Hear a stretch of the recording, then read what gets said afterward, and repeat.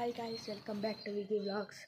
ಇವತ್ತು ನಾನು ಇಷ್ಟು ದಿವಸ ಕಂಟೆಂಟ್ ಏನೂ ಸಿಕ್ಕಿದ್ದಿಲ್ಲ, ಅದಕ್ಕೆ ವಿಡಿಯೋ ಮಾಡೋಕ್ಕಾಗಿದ್ದಿಲ್ಲ. ಇವತ್ತೊಂದು ಕಂಟೆಂಟ್ ಸಿಕ್ಕಿದೆ, ಬನ್ನಿ ತೋರಿಸ್ತೀನಿ ನೋಡಿರಿ. ಗಿಡಗಳು ಸುಮಾರು ತಂದಿದ್ದೀನಿ ನಮ್ಮ ಅಜ್ಜಿ ಮನೆಯಿಂದ. ನಮ್ಮ ತಾತ ಸುಮಾರು ಗಿಡಗಳು ಕೊಟ್ಟು ಕಳಿಸಿದ್ದಾರೆ.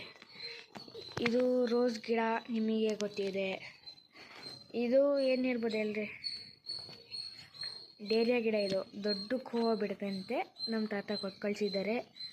ಇದು ಮಲ್ಲಿಗೆ ಹೂವು, 7 ತಾಳಿಂದಂತೆ. ಇದು 3-4 ಕೊಟ್ಟು ಕಳಿಸಿದ್ದಾರೆ ಕಡ್ಡಿಗಳು. ದಾಸವಾಳ, ಇಲ್ಲೊಂದು ರೋಸು, ಮತ್ತು ಇಲ್ಲಿ ದಾಸವಾಳ, ಇದೆಲ್ಲ ಕೊಟ್ಟು ಕಳಿಸಿದ್ದಾರೆ. ಮತ್ತು ನಿಮಗೆ ಇನ್ನೊಂದು ಏನೋ ಸ್ಪೆಷಲ್ ಅಂತ ತೋರಿಸ್ಬೇಕು, ಬನ್ನಿ ಗೈಸ್ ತೋರಿಸ್ತೀನಿ ನಿಮಗೆ.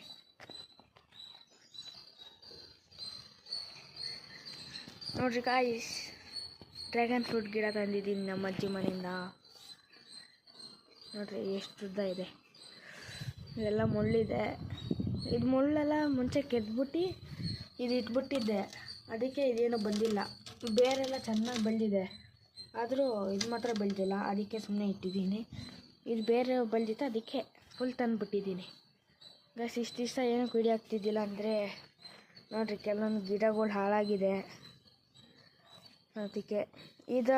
ಇವೆಲ್ಲ ಚೆನ್ನಾಗಿದೆ. ಇದು ಏನೋ ಭತ್ತ ಎಲ್ಲ ಏನೂ ಬಿಟ್ಟಿಲ್ಲ ಇನ್ನು, ಅದಕ್ಕೆ ವೀಡಿಯೋ ಹಾಕೋಕ್ಕಾಗಿದ್ದಿಲ್ಲ.